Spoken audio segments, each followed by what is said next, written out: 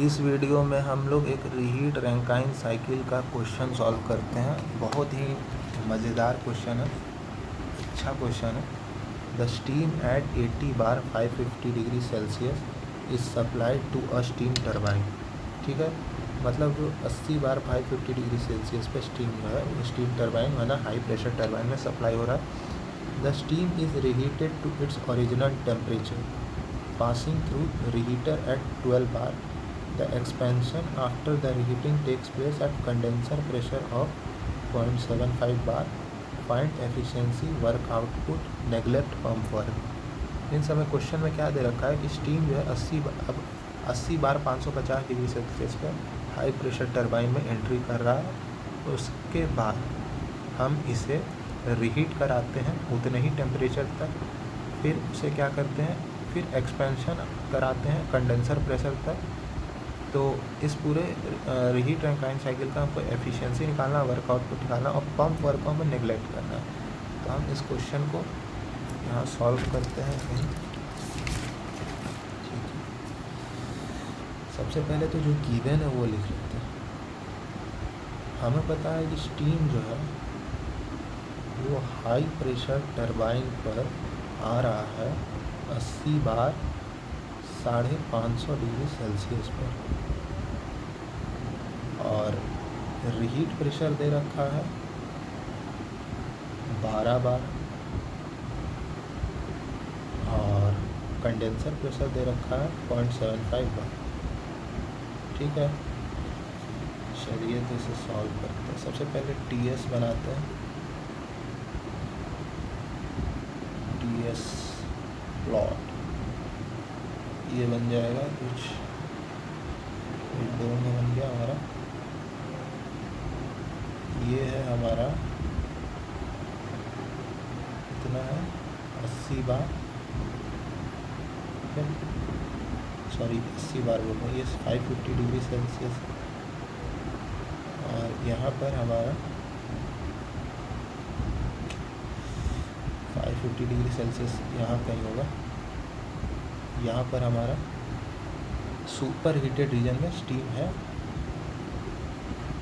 और ये high pressure turbine पर है। ये 80 बार का प्रेशर लाइन है। यहाँ से जो है स्टीम मेरा जो 12 बार का प्रेशर है वहाँ तक इससे हम हाई प्रेशर टरबाइन में एक्सपेंशन करा रहे हैं।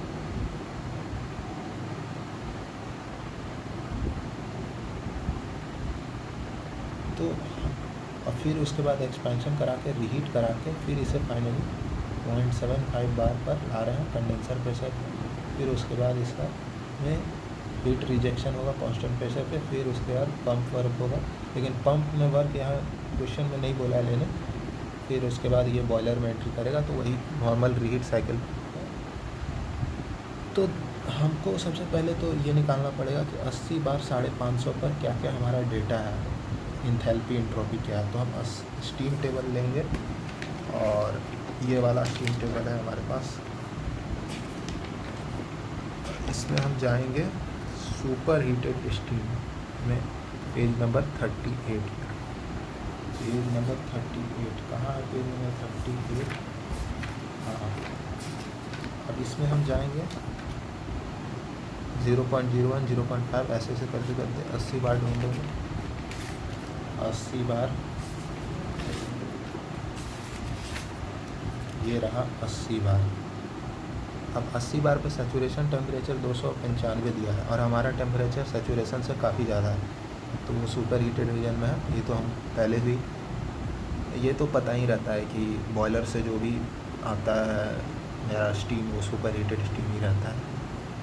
तो इस पे कॉरस्पॉन्डिंग हम जाएंगे 550 पे।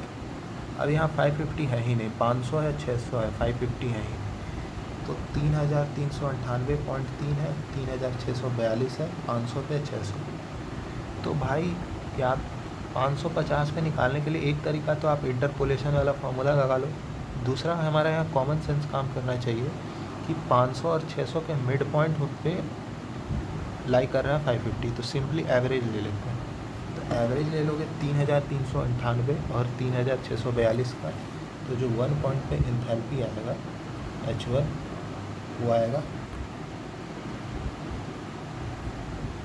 3520.15, ठीक है। और जो इंट्रॉपी आएगा हमारा, इंट्रॉपी भी हमारा 6.724 और 7.021 के बीच में लाएगा, डिवाइड बाई 2 कर देंगे, दोनों का सम लेंगे। तो इंट्रॉपी जो 1 पर आएगा वो आएगा समथिंग अबाउट 6.87, ठीक है। अब ये जो एंट्रोपी है ये 2 के बराबर होगा, S2 के बराबर भी होगा जब ये एक्सपेंशन करेगी।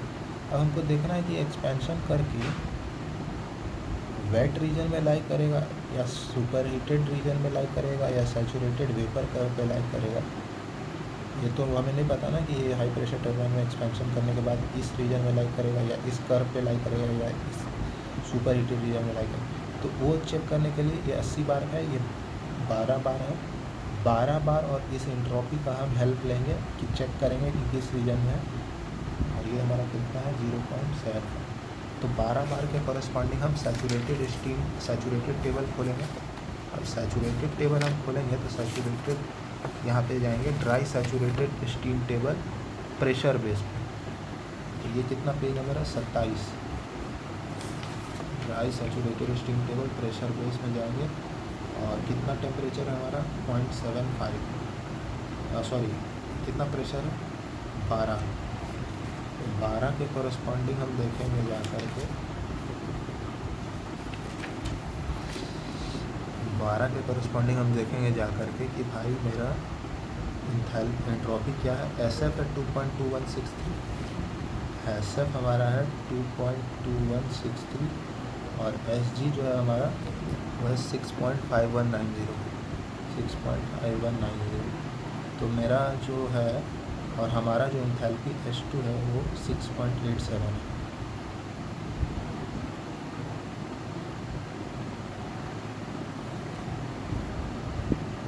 हमारा एंथैल्पी 6.87 है।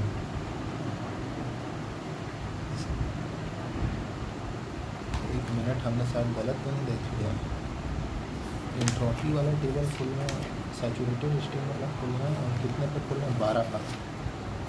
तो 12 बार पे अगर हम खोलेंगे 12 बार पर SF है हमारा 2.2763 और 6.5190। हाँ, तो SF और SG दोनों से ये बड़ा है H2, क्योंकि SG है हमारा 12 बार पे SG कितना है 6.5190 और ये इंट्रोपी है 6.87। तो यहाँ से पता लग गया कि चूँकि ये SG से ज़्यादा है तो ये सुपर हीटेड रीजन में ही लाई करेंगे।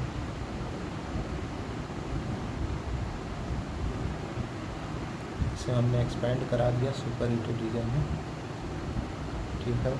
अब उसके बाद हम इस 2 पॉइंट के करस्पॉन्डिंग हम देखेंगे कि क्या हमारा एंट्रोपी है, क्या हमारा एंथैल्पी है।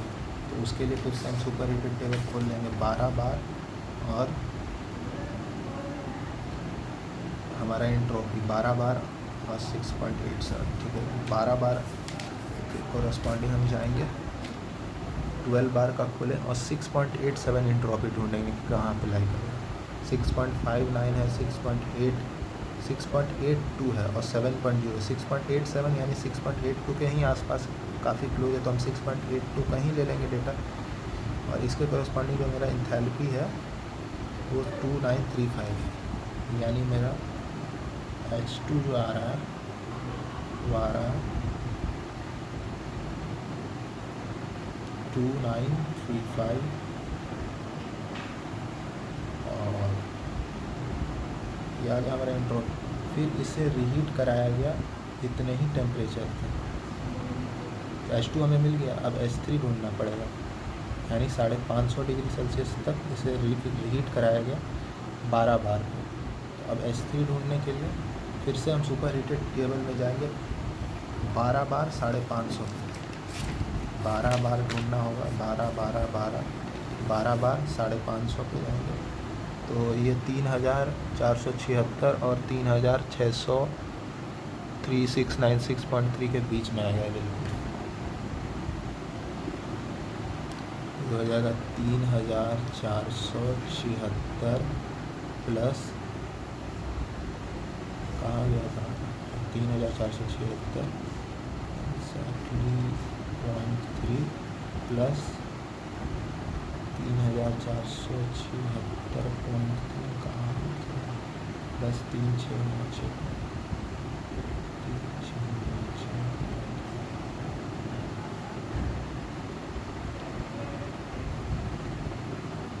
ये आ रहा है हमारा इसे डिवाइड बाय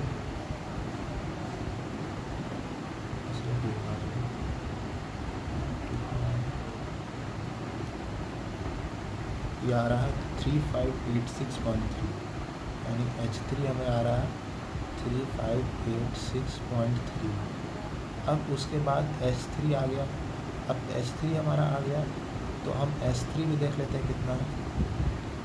S3 हमारा है 6.676 और 7.9 का बीच का वैल्यू, एवरेज ले लेंगे 7.6 और 7.9 का average 7.676 plus 7.944 is equals to इतना बाई 2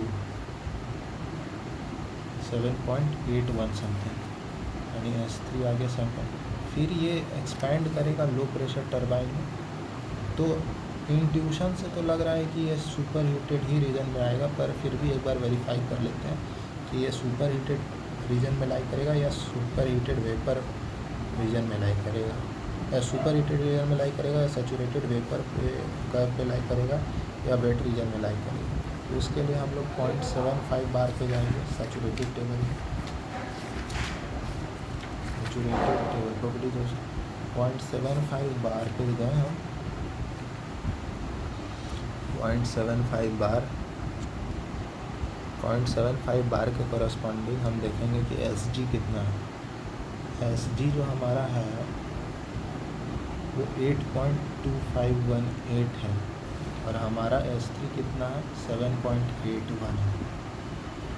इसका मतलब ये हो गया कि ये जो है 8 पॉइंट कितना आ रहा है SG 0.075 का डेटा क्यों देख रहे हैं 0.75 का देखना होगा। 0.75 के कॉरस्पॉन्डिंग जो SG आ रहा है वो 7.4566 आ रहा है और हमारा कितना है 7.81, यानी S4 S3 के बराबर होगा और 0.75 बार पर हम लोग का जो एंट्रोपी SG आ रहा है वो आ रहा है 7.4566। तो S4 जो है SG से बड़ा, मतलब वो सुपर हीटेड रीजन में ही लाई करेगा। और यहाँ से ये 4 पॉइंट है, यहाँ से फिर कंडेंसर में हीट रिजेक्शन होगा, फिर फाइनली ये पंप में जाएगा। पंप का वर्क हमें नहीं लेना है। तो अब 4 हम 1 पॉइंट पे इंथैल्पी पता लगा चुके हैं। हमें बस इस क्वेश्चन में ये अप्रोच लगाना है कि सारा पॉइंट का इंथैल्पी पता लग जाए। 1 पॉइंट का इंथैल्पी पता है, 2 का इंथैल्पी पता है, 3 का पता है, 4 का निकालना है, 5 पता लग जाएगा, 6 पता लग जाएगा। जो 5 का इंथैल्पी होगा वही 6 का होगा, क्योंकि पंप वर्क नेगलेक्टेड है। ठीक है, तो हम सबसे पहले 4 का निकालते हैं। 4 का कितना होगा इंथैल्पी, उसके लिए सुपर हीटेड टेबल में जाएंगे और सुपर हीटेड टेबल 0.75 बार और 7.81 एंट्रोपी के कॉरस्पॉन्डिंग इंथैल्पी देखेंगे। 0.75 बार सुपर हीटेड टेबल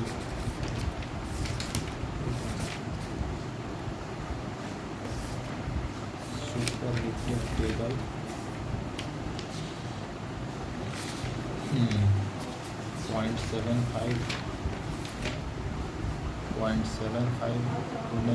0.75 ये मिल गया हमारा। अब यहाँ पर हम किस टेम्परेचर पे ढूंढना है 0.75 बार और एंट्रोपी कितना था हमारा 7.8। ठीक है, तो 7.8 एंट्रोपी देखेंगे कहाँ है 7.749 और 7.969। 7.8 एग्जैक्टली है नहीं, तो 7.749 ही एज्यूम कर लेते हैं क्योंकि 7.8 से काफ़ी क्लोज है, बहुत क्लोज है।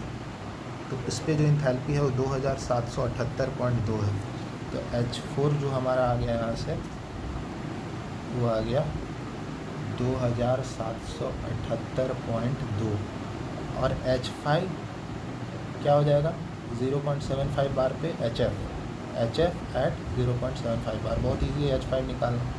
हम सैचुरेटेड टेबल में जाएंगे, प्रेशर बेस में, और 0.75 बार के कॉरस्पॉन्डिंग हम देख लेंगे HF कितना है।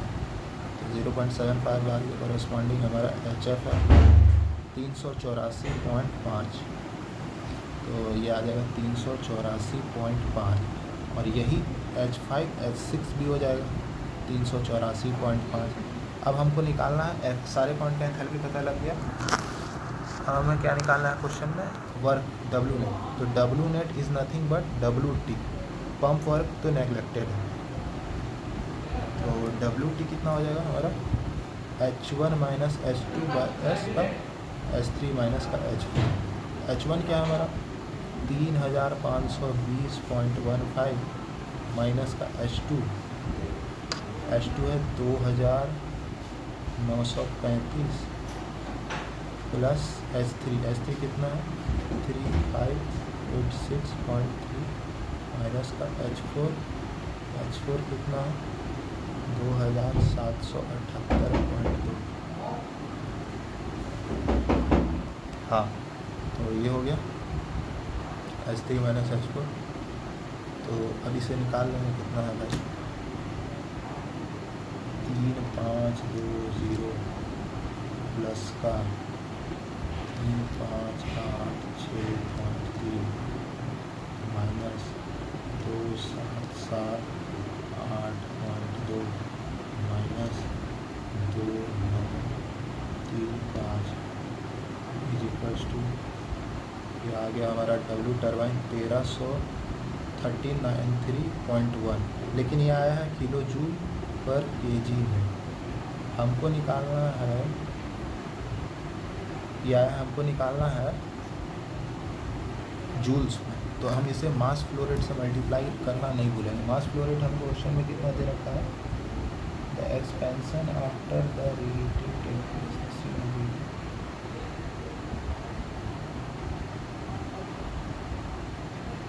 हमें क्वेश्चन में मास फ्लो रेट भी दिया था शायद। मास फ्लो रेट हमें इस सवाल में 1 kg पर सेकंड दिया है, तो हम इसे kg पर सेकंड से मल्टीप्लाई कर देंगे 1 kg पर सेकंड से, तो ये आ जाएगा 1393.1 किलोवाट। अब इफ़िशियंसी क्या होगा W net 1393.1 divided by heat supply. तो यहाँ हीट दो बार सप्लाई हुआ है, एक तो H6 माइनस का H1 प्लस का H2 माइनस का H3। इसे भी निकाल लेते हैं। H6 माइनस H1 कितना हो जाएगा 1393.1। H6 कितना है हमारा H6 है 384.5 माइनस का H1 कितना था हम लोग का, उल्टा करना पड़ेगा सॉरी, ये हो जाएगा H1 माइनस H6 प्लस का H3 माइनस H2, नहीं H1 माइनस H6 प्लस का H2 माइनस H3, सही है H2 माइनस H3 कितना दे रखा है यहाँ पे H3 H2, हाँ H3 माइनस H2 करना पड़ेगा।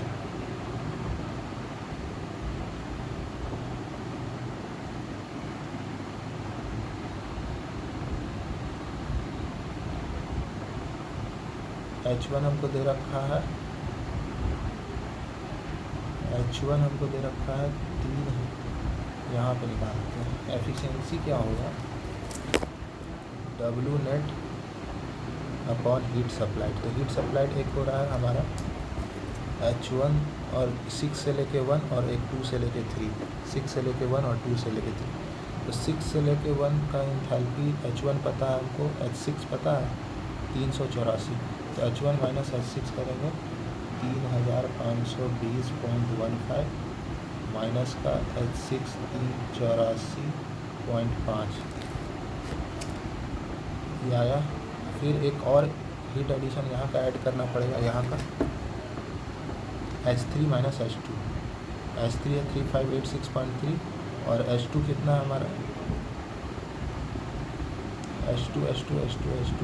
S3 पता है और S2 है 2935.0, तो ये हो जाएगा 3586.3 माइनस 2935.0। डब्ल्यू नेट हम लोग को पता लग गया था 1393.1। इसे सिंप्लीफाई, इसे सॉल्व कर लें। 1393.1 पहले इसे 3520.15 माइनस का 3 पहले डिलीट कर प्लस करेक्शन 3586.3 माइनस 2935 माइनस 384.5 आ गया 3876 1393.1/383786।